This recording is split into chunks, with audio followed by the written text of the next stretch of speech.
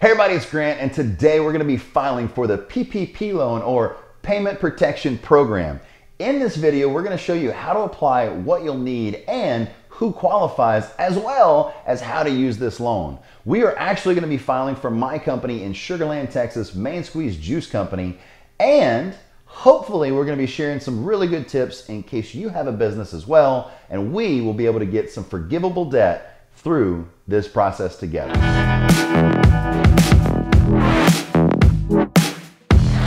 So the goal of the PPP loan is actually to support small businesses during hard economic times. Most small businesses are struggling, and that is an understatement, during the illness as well as the stay-at-home order. When it comes down to it, this plan is actually to help those businesses that have been limited to either their ability to have people inside their store or that have been mandated to shut down completely. Also, this is going to help the employees as well as the customers provide aid to keep that business not only open, but to take care of its employees during these hard economic times. So let's get into the actual loan program. So the PPP loan is designed to give us 2.5 months of our average employee expense. So here's the thing. The loan is also a 2-year loan with a 1%, yes, you heard me, 1% APR. Now they also give you a 6-month period to where you owe no payments, and this is going to do a few things. It's going to allow you to see how much is actually going to be forgiven, and that way you'll know how much to pay back, as well as it'll give you 6 months without owing anything, so that way you can make your business last and your business succeed during these hard economic times. So the way that they want you to actually figure how much you qualify for is they want you to take your P&L for the year, find your for the year payroll expense, divide that number by 12 to get your average cost of payroll expense per month. Then you multiply that number by the 2.5 months that they are giving you, and that will give you what you qualify for. The reason that this is a great option is because a lot of businesses, like my juice company, have a seasonal spike in sales. So right now, during this illness is technically our busy season, but it's really been affected, hence why I would like to take advantage of this loan. On top of that, this allows you to take advantage of your busy season payroll from last year that wasn't affected, as well as the slow season from last year, to give you an actual average to where you can use that money towards your customers and your employees to make sure your business is going to run while taking a lot of financial burden off of yourself while getting it forgiven. As I said, the best part of this actual loan is the fact that, well, aside from the fact that it's got a 1% interest rate, that it can be forgivable. Now understand, the word can be forgivable is extremely important because they line out a few parameters that we're about to go over to make sure that you can take advantage of this loan while getting it forgiven. So here's the thing. The first part that I'll tell you is that they change these parameters nearly every day. So you need to be watching at least once or twice a week to see if anything changes. So the first thing I'll go over with you is as you take this 2.5 times your average payroll expense, you need to use 75% of it towards payroll exclusively. The second thing you're going to need to do is take 25% of that and use it towards rent and utilities. And there's a few other ones like gas and internet. But internet's a utility, but some people don't consider it that. So understand 25% can go to rent and utilities, 75% has to go to your employees. Now, also, you cannot pay yourself more than you currently make. Also, you have your salaried employees, their salary cannot go down, and your full-time W-2 employees that are hourly, their hours cannot decrease. Now, another thing that you need to know is your non-W-2 employees do not count towards this process. Kayla gets a 1099 for being the CFO of my company, and it's paid through Main Squeeze. She does not count towards the 75%, and she also does not count to the 2.5 times my payroll because she is not a W-2 employee. The last thing that you need to know is that all of this needs to be used in an 8-week period. So you have 2 months, roughly, to get this handled and to take advantage of the forgivable portion of your debt. This brings up a lot of questions. So my first question is, what happens if you actually got the first round versus the second round, like me, of this stimulus money to support small businesses, and the government mandated you to close down? So does that 8-week process start then, or does it start when you open? What's going to happen? Also, What happens if you got the loan and you were mandated to go to drive-through only, so you had to cut back your staff? And the last one I have is, are these the clear-cut rules during your 8-week process? And does that tell us if it's going to be forgivable, or are they going to change something after your 8 weeks, after you spent the money, and you are not going to be able to have a forgivable debt? The good news is they've actually come up with a lot of answers to my questions. So my first question to you was, well, what happens if the government mandated you to shut down, you got your loan, and your 8-week period has started and ended? Well, it hasn't actually started, because they left some language in there to where when your state and your city open up, that's when your 8-week period can start, to where you can come back and take advantage and make sure your employees are taken care of, and you provide a lot of good discounts and a lot of good things for your business, because one, it's really good to have this aid during this time. Another thing is, I said, what happens if you come in and you're half-staffed because of drive-through only or other types of reasons? Well, what'll happen here is they actually leave a portion of language to say that if you have a pay period started, you can actually start it on the very next pay period after your loan versus the current one. So you can always, it doesn't have to start right when the loan starts. It could start the very next pay period. The last question I said was, well, is this ironclad to know that this will be forgiven? And the answer is absolutely not. So they are always evolving this language just to those questions I had. They developed answers for them, and that's constantly evolving. And here's the thing. What I would suggest to you is to make sure you watch it nearly every day.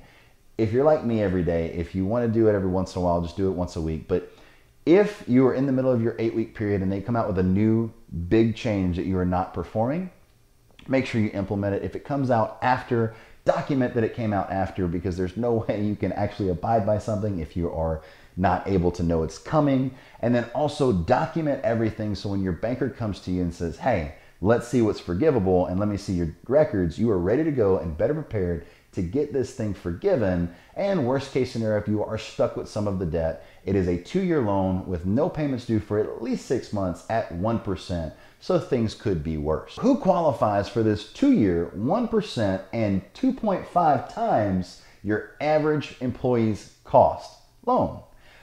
Anybody that has a company that has 500 employees or less can qualify for this loan, as long as they have the W-2 employees and the proper documentation to qualify. So what are we going to need to actually qualify for this loan?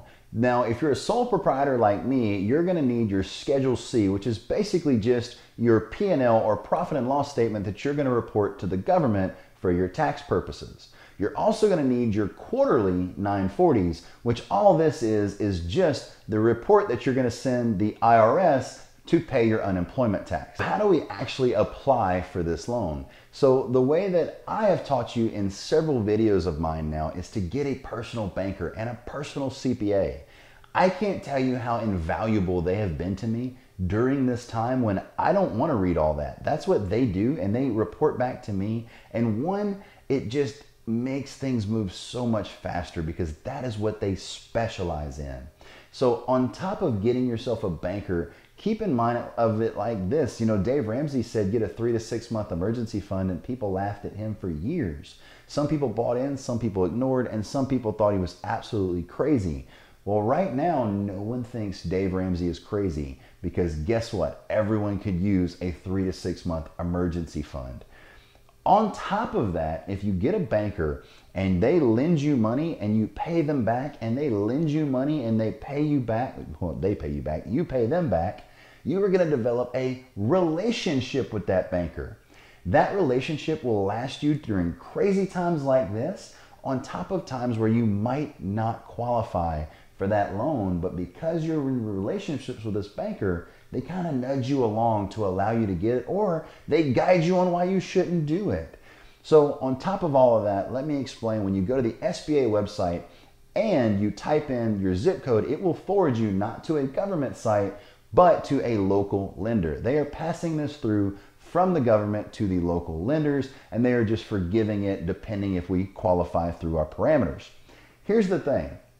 By going through these sites, sometimes you might not have a personal banker, which I completely understand. Most of the times you're not going to have a personal banker. Hopefully you fix that.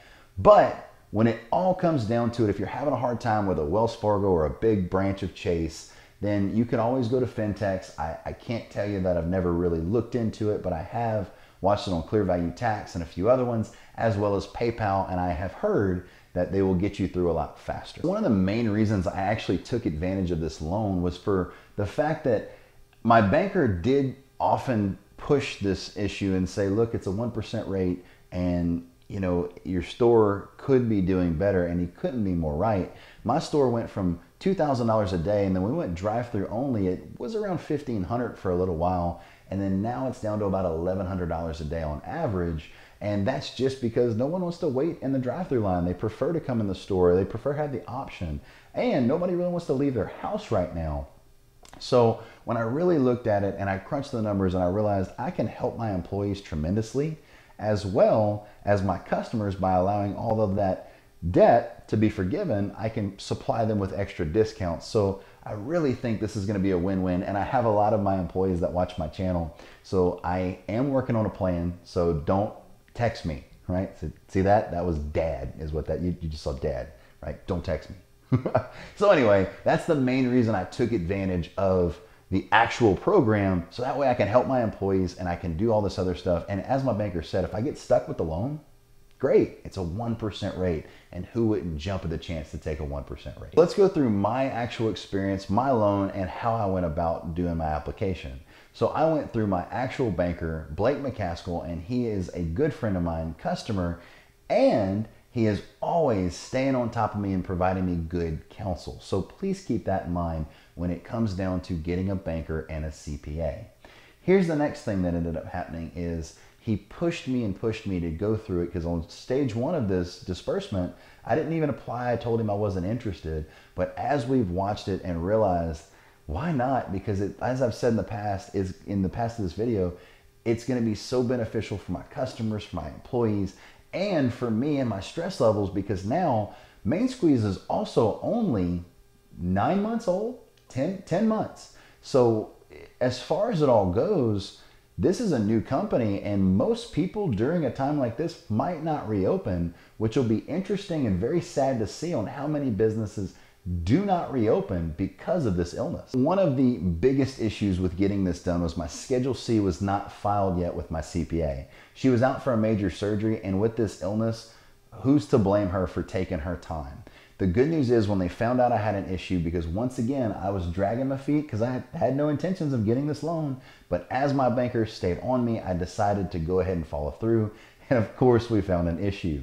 So when it comes down to it, within 8 hours of the associate in her office getting the email, he got it back to us in 8 hours with a Schedule C. So I'm just letting anybody out there know that if you are not doing this because your taxes aren't filed yet, some CPA out there can help you within 8 hours, so that way you can get this amazing money that will help your employees, your customers, and everything else, including your stress levels. When it all comes down to it, I did the exact process I explained earlier in the video, dividing out my annual payroll, multiplying my average annual payroll times 2.5, and coming up with $50,000. Now, once again, the reason it is $50,000 is because my payroll in the very beginning was a lot higher, because we were stocking up on employees and making sure that everyone got overtime, because we wanted to make sure all of our customers were handled and taken care of to the absolute best extent. And we're still doing those same processes, but our employees have gotten faster at their tasks, so it has lessened my payroll substantially. If I actually get the $50,000 that I applied for, 75% of that will go to my employees, and that will end up being 75% times 50,000. That'll be $37,500 that'll go to my employees over the next 8 weeks. On top of that, I will have my $12,500 remaining of those numbers for the other 25% that will go to rent and utilities to help during these crazy times. So in 2020, our labor is way more efficient than it was in 2019. So now we're running somewhere around $14,000 a month. Our actual rent expense is also $6,400 a month.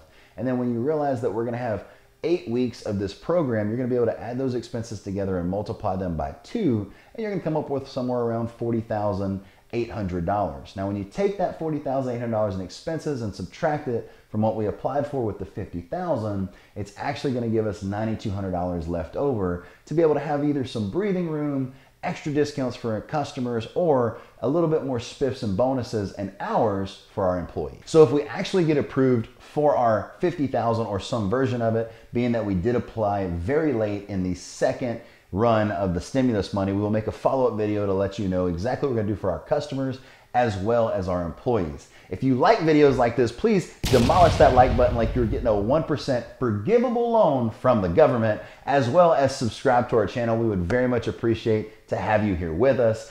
And also hit the notification bell to tell you anytime that we post.